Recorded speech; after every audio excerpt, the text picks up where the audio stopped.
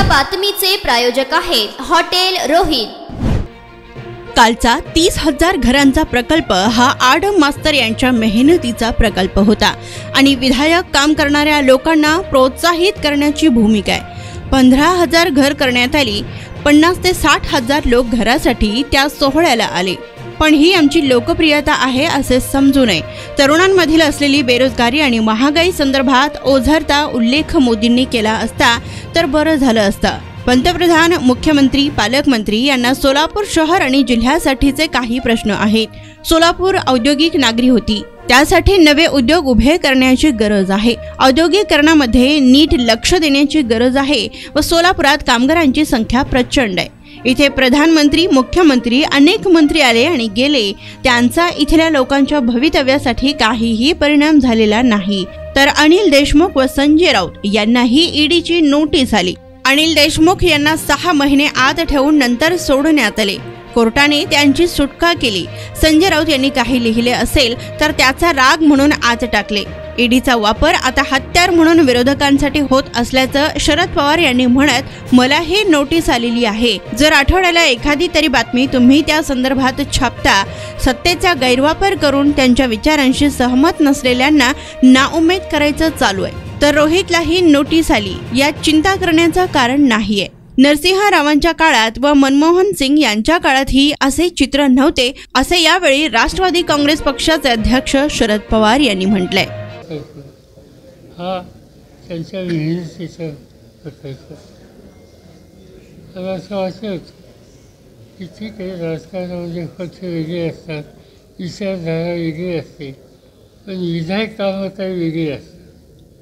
हे विधायक काम असतं आणि विधायक काम करणाऱ्या व्यक्तीच्या संबंधी प्रधानमंत्री 4 शब्द जर चांगले बोलले असते, त्यांना प्रोत्साहित केलं असतं तर ते शोभून दिसलं असतं। पण प्रत्येक ठिकाणी हे डाव्या कम्युनिस्टांचे आहेत का, उजव्या कम्युनिस्टांचे आहेत का, आणखीन कोणतेही आहेत, असं जर कुणी मनात ठेवलं तर विधायक काम करणाऱ्या लोकांना प्रोत्साहित करण्याची जी भूमिका हवी आहे तर ती या ठिकाणी बघायला मिळत नाही आणि ही काही गोष्ट चांगली झाली आहे। याच्याशिवाय एक गोष्ट चांगली झाली, हजारो लोक त्या ठिकाणी आले।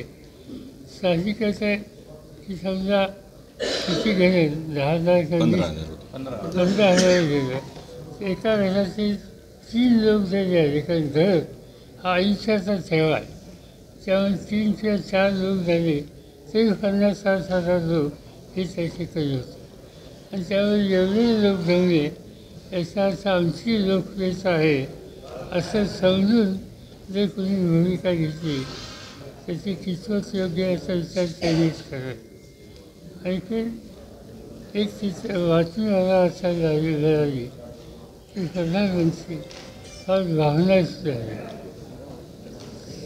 ठीक आहे, हा व्यक्तिगत त्यांचा प्रश्न आहे, त्याच्यामध्ये त्यांना अशा प्रकारचा निवारा मिळाला असता तर आनंद झाला असता असं त्यांनी या ठिकाणी स्पष्ट केलेलं दिसतं। पण त्याच्यावर मी काही भाष्य करू इच्छित नाही। एका बाजूला निवारा तो देण्याच्यासाठी ज्यांनी कष्ट केले ते याचा विचाराची आवश्यकता होती आणि दुसऱ्या बाजूला आज या देशाच्या सर्वसामान्य लोकांच्या समोर विशेषतः तरुणाई जी आहेत त्यांच्यात असलेली बेकारी, सामान्य माणसाच्या कुटुंब चालवायला होणारी महागाई, या 2 प्रश्नाच्या संबंधी कुठेतरी ओझरचा उल्लेख त्यांनी केला असता तर मला असं वाटतं की ते अधिक योग्य झालं असतं।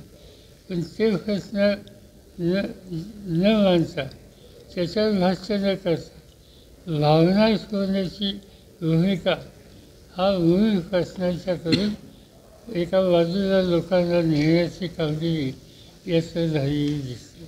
तर ठीक आहे, आणि तिसरा मुद्दा माझ्या दृष्टीनं अतिशय महत्त्वाचं जो राहून गेला असं वाटतं, मुख्यमंत्री होते नाही तर या दोघांच्या सोलापूर शहर, सोलापूर जिल्हा याचे काही प्रश्न आहेत।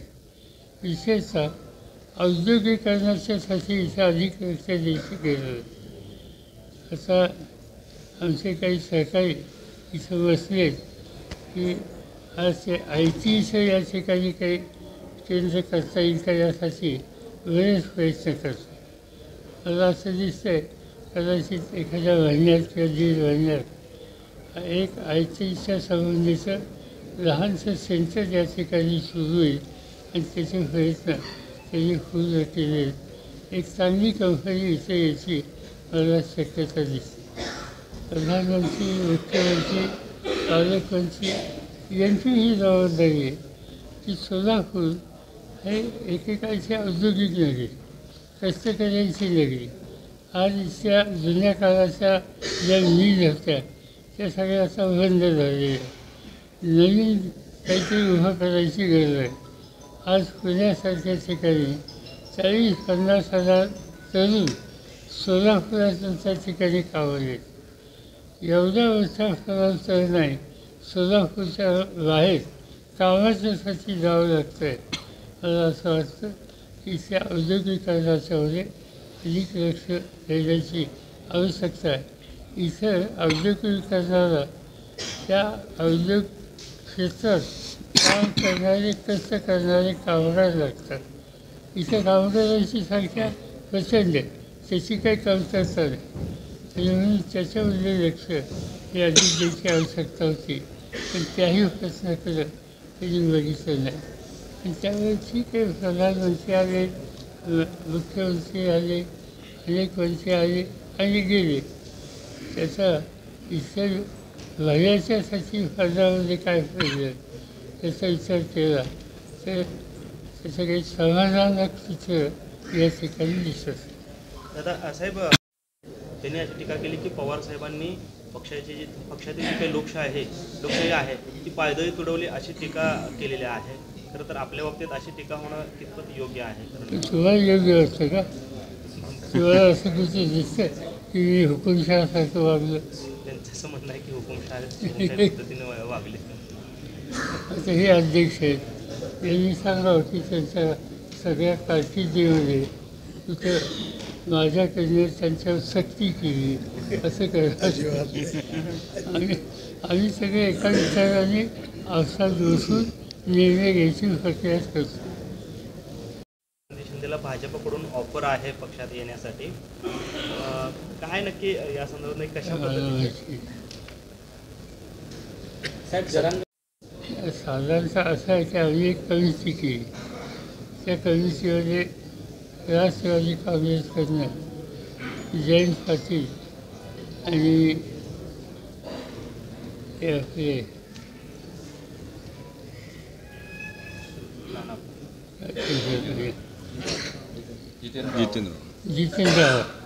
जितेंद्र आव्हाड आणि जयंत पाटील या आमच्याकडनं, काँग्रेसकडनं अशोकराव चव्हाण आणि नाना पटोले आहेत. शिवसेनेच्याकडून हे जे राऊत संजय ते आहेत. आणि आमची अशी इच्छा आहे आणि चर्चा आम्ही अवस्थात केली की आम्ही त्याच्यामध्ये डाव्यांनाही सगळ्या घेणार आहोत. उदाहरणार्थ शेतकरी कामगार पक्ष किंवा लेफ्ट अँड राईट कम्युनिस्ट. आणि त्याच्याबरोबर ही जी वंचित हे संघटना आहे, प्रकाश आंबेडकर त्यांचं नेतृत्वाखाली त्यांच्याशी सुद्धा माधव बोलणं झाले, त्यांच्याशी उद्धव ठाकरेंशी बोलणं झाले आणि त्यांनाही घेण्याच्या संबंधीचा विचार आमचा पक्का लवकरच त्या संबंधीचा अंतिम निर्णय होईल. आणि या सगळ्या समूहाच्या वतीनं उद्याच्याला उमेदवार उभं करण्याची कल्पना आमच्या सगळ्यांची. साधारणतः जी चर्चा आम्ही लोकांनी केली ही त्या चर्चेत नाही आहे, पण जे आमच्या सरकारने मला रिपोर्टिंग केलं की 48 जागा आहेत. त्या 48 ठिकाणी जवळपास 35-36वर एक होत आहे आणि बाकीच्यांची चर्चा त्यांची चालू होईल. सर, प्रकाश आंबेडकरांनी म्हटलं विधान त्यांचं मत आहे, त्यामुळे त्याच्याबद्दल मी काय सांगेन. ते पण जरांगे पाटलांचं जे काही त्यांची मागणी आहे ते हाताळण्यामध्ये सरकार कुठेतरी अपयशी पडते, कारण सातत्याने आश्वासनं त्यांना मिळत आहेत. काल त्यांनी देखील प्रतिक्रिया दिली, केवळ आश्वासनाने आमचं भागत नाही, आम्हाला ठोस निर्णय पाहिजे, अन्यथा आम्ही आजपासून मोर्चामध्ये ठाम आहोत. आज ते मुंबईला जात आहेत. काय सरकारचं कुठं नाही त्यांच्या चोवीसच्या एकाने त्यांचं एक विधान छापलं आहे की त्यांचा उपवास शोधायला 2 मंत्री गेले होते आणि त्या 2 मंत्र्यांनी त्यांना काही आश्वासनं दिली होती. ही आश्वासनं पाळलेली नसावीत असं दिसतं आहे. पण त्यांचं स्टेटमेंट असं आहे की माझा उपवास शोधायला जे आले आणि ज्यांनी माझ्याशी विचारविनिमय केला आज ते का पुढे येत नाही. याचा अर्थ त्या चर्चेत काहीतरी त्यांनी कमी केले असायचं मला माहिती नाही, पण त्याची पूर्तता नाही, त्यामुळे ते तोंड दाखवत नाही आणि त्याच्याबद्दलची नाराजी जरांगेंनी व्यक्त केली असे दिसते. ते भागातही माहीत नव्हतं. मात्र आता ग्रामीण भागातल्या लहान मुलांना देखील ईडीचा लहान मुलं एकमेकांना ईडीचा धाक दाखवत आहेत. अगदी तालुक्याच्या नेत्यांपासून ते राष्ट्रीय नेत्यांपर्यंत ईडीचे नोटिसांचं सत्र सुरू आहे. अभिजित दादांना पण वेगळ्या पद्धतीनं गुन्हा दाखल करण्यात आलेला आहे. तुला सांगितलं ना की या आयुधाचा सवन राजकीयदृष्ट्या विधिवत मानणाऱ्यांना नाउमेद करणं, तिचं दहशत निर्माण करणं याच्यासाठी हा वापर करणं हा कार्यक्रम चालतो. याच्या आधी सरकार होती, त्यांच्या कधी नरसिंगरावच्या काळात मी त्यांच्या मंत्रिमंडळात होतो, आम्हाला कधी विधी माहीत नव्हतं. त्याच्यानंतरच्या काळाची ग्रहण बघितलं, देवीचं बघितलं, गुजरातचं बघितलं. त्या कुणाच्याही कालखंडामध्ये हे चित्र नव्हतं, मनमोहन सिंगाचं नव्हतं. आज सातत्यानं एकच फक्त सत्य आल्याच्या नंतर या आयुधांचा वापर करतो. शेवटी लोकांच्यातच जावं लागेल आणि या प्रवृत्तीला विरोध करावा. आलेले आहे. काय नक्की कशा पद्धतीचं राजकारण सुरू आहे? कारण आधी जे तुम्हाला आली, नंतर आता रोहितदादांना आली, म्हणजे अनेकांना आली. असं आहे की अनिल देशमुखांना आज टाकले, सावनाचे संपादक संजय राऊत त्यांना त्या ठिकाणी टाकले. आता अनिल देशमुखांचा आरोप काय होता? एका शिक्षण संस्थेला देणगी घेतली त्याची संघर्षपूर्ती 75. चौकशी केल्याच्या नंतर त्यांनी तुरुंगात टाकलं, त्यांना 6 महिने आत टाकलं आणि त्याच्यानंतर ज्यावेळी ती केस कोर्टात गेली कोर्टात आणि कोर्टाने त्याची छाननी केली तर त्यावेळी लक्षात आलं की त्या शिक्षण संस्थेला एकाने त्याची 50 लाख का 1 कोटी देणगी दिली. आरोपपत्र काय? 100 कोटी. आणि शेवटी कोर्टाने ताशेर वाजून त्यांची सुटका केली. पण त्याच्यासाठी जो माणूस गृहमंत्री होता त्याला 6 महिने आत जावं लागलं. तीच गोष्ट संजय राऊतांची. तुम्ही कुणी काही लिहिलं असेल तर त्याचा राग हा कुठं तरी कुणाचं तरी बांधकामात त्याची तुमचं लक्ष होतं असा एक आरोप करून त्यांना त्या ठिकाणी आत टाकलं. अशी कितीतरी उदाहरणं आहेत की आज ही ईडीचा वापर ही या सरकारचं हे हत्यार विरोधकांच्या संदर्भात वापरायचं कायमचं दिसतं. मला ते नोटीस दिली, ज्यावेळेला नोटीस दिली तो जास्त येतो. आता आलं सगळे हात जोडून काही घेऊ नका आणि नंतर काय झालं माहिती नाही. अशा अनेकांना नोटीस दिली. तुम्ही हल्ली जर आठवड्याला एखादी तरी बातमी तुम्ही छापता की फरवा विचारले नावाचे एक आमदार कोकणाचे त्यांच्याकडे हे झालं. आणि याचा अर्थ एकच आहे की सत्तेचा पुरेपूर गैरवापर करून त्यांच्या विचाराशी सहमत नसलेल्या घटकांना ज्ञानाच्या माध्यमानं नाउमेद करायचं, दहशत निर्माण करायची हा आत्ताच्या या सत्ताधारी पक्षाचा कार्यक्रम. आणि त्याच्यातूनच जी काही नोटीस आली असेल ती नुकती शासनात झालेली दिसत आहे आणि त्याची काही चिंता नाही. पुढची भूमिका कशा पद्धतीने सामोरं जाणार आहे पक्ष म्हणून रोहितदादांच्या प्रश्न पक्षाचा? असा आहे, प्रश्न एकतर रोहितदादांचा नाही, सगळ्यांचाच आहे की ज्यांचे रोहितदादांचा नक्की आहे, पण त्याच्यावर इतरांचाही आहे. आणि याच्यासाठी शेवटी कोर्टात लढणं, वास्तव चित्र मांडणं ही भूमिका आमच्याकडनं केली जाईल आणि जाते. साहेब खरं तर साहेब आज 2 दिवसाच्या सोलापूर दौऱ्यावर आहात.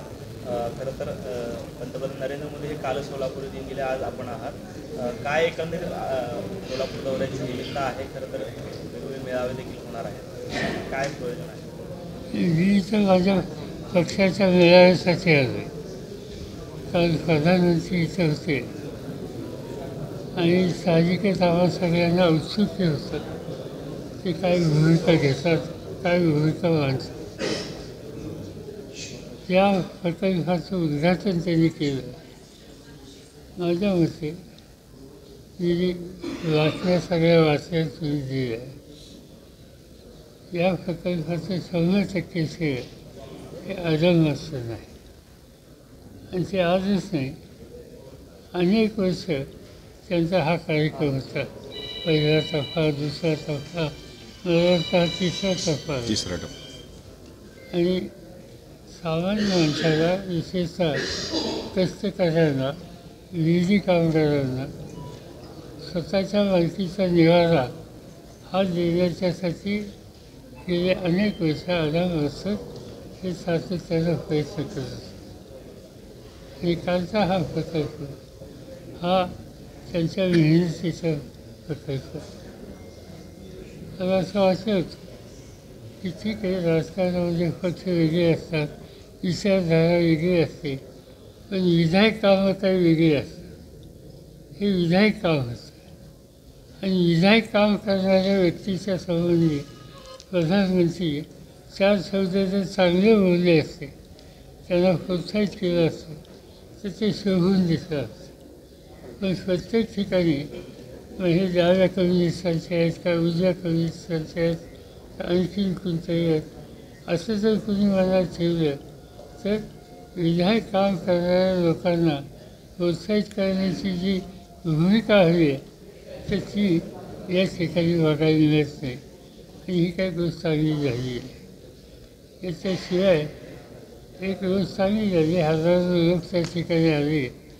साहजिकच आहे की समजा किती घरं, 10,000 15,000 गेलं, एका घराचे 3 लोक जरी आले, कारण घर हा आयुष्याचा ठेवा आहे, त्यामुळे 3 किंवा 4 लोक झाले तरी 50,000-60,000 लोक हे त्या ठिकाणी होते. आणि त्यामुळे एवढे लोक जमले याचा अर्थ आमची लोकप्रियता आहे असं समजून जर कोणी भूमिका घेतली तर ती कितपत योग्य याचा विचार त्यांनीच करत. आणखी एक तिथं बातमी मला असायला मिळाली की प्रधानमंत्री फार भावनाच झाले. ठीक आहे, हा व्यक्तिगत त्यांचा प्रश्न आहे, त्याच्यामध्ये त्यांना अशा प्रकारचा निवारा मिळाला असता तर आनंद झाला असता असं त्यांनी या ठिकाणी स्पष्ट केलेलं दिसतं. पण त्याच्यावर मी काही भाष्य करू इच्छित. एका बाजूला निवारा तो देण्याच्यासाठी ज्यांनी कष्ट केले ते याचा विचाराची आवश्यकता होती. आणि दुसऱ्या बाजूला आज या देशाच्या सर्वसामान्य लोकांच्यासमोर विशेषतः तरुणाई जी आहेत त्यांच्यात असलेली बेकारी, सामान्य माणसाच्या कुटुंब चालवायला त्रास होणारी महागाई, या 2 प्रश्नाच्या संबंधी कुठेतरी ओझरचा उल्लेख त्यांनी केला असता तर मला असं वाटतं की ते अधिक योग्य झालं असतं. पण ते प्रश्न न मांडता, त्याच्यावर भाष्य न करता भावना शोधण्याची भूमिका हा मूळ प्रश्नांच्याकडून एका बाजूला लोकांना नेण्याची कामगिरी याचं झालेली दिसते. तर ठीक आहे. आणि तिसरा मुद्दा माझ्या दृष्टीनं अतिशय महत्त्वाचं तो जाणून घ्यावं असं वाटतं. मुख्यमंत्री होते नाही तर या दोघांच्या सोलापूर शहर सोलापूर जिल्हा याचे काही प्रश्न आहेत. विशेषतः औद्योगिकरणाच्यासाठी इथं अधिक लक्ष द्यायची गरज आहे. आता आमचे काही सहकारी इथं बसले की आज ते IT या ठिकाणी काही केंद्र करता येईल का यासाठी बरेच प्रयत्न करतो.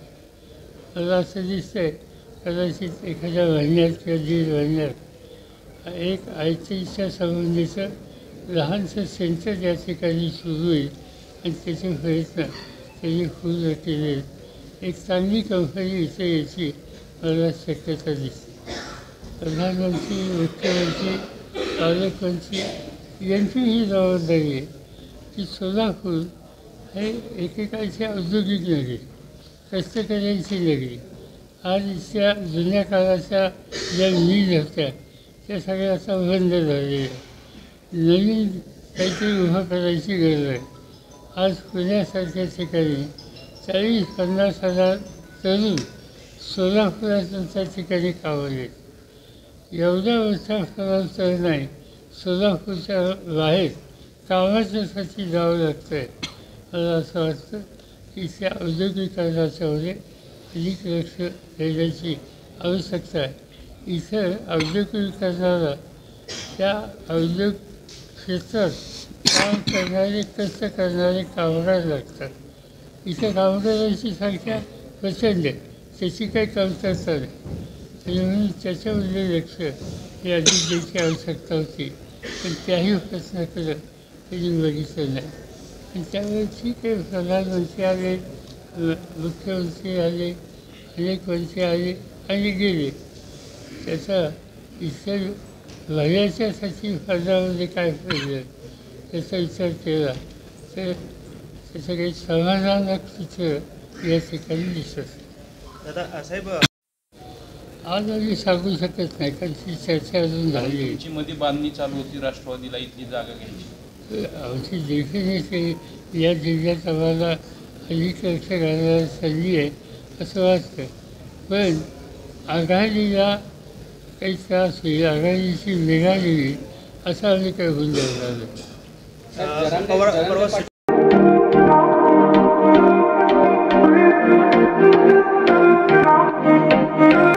सोलापुरात व्हेज नॉन व्हेज जेवण मिळण्याचं एकमेव ठिकाण हॉटेल रोहित. चवीला टेस्ट हॉटेल रोहितचे जेवण बेस्ट. बर्थडे पार्टी, कार्यक्रम, विविध पार्टींचे ऑर्डर्स ही स्वीकारले जातील. ग्राहकांसाठी खास पार्सलची सोय. आमचा पत्ता हॉटेल रोहित, 7 रस्ता अपोजिट कारीगर पेट्रोल पंप, सोलापूर.